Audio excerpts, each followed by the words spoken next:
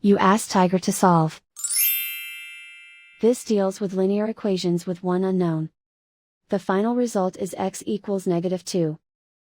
Let's solve it step by step. Group all constants on the right side of the equation. Subtract 24 from both sides. Simplify the arithmetic.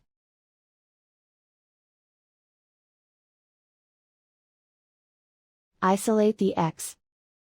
Divide both sides by 12. Simplify the fraction.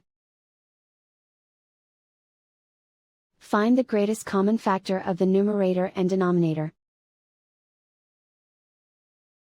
Factor out and cancel the greatest common factor. And so the final result is x equals -2.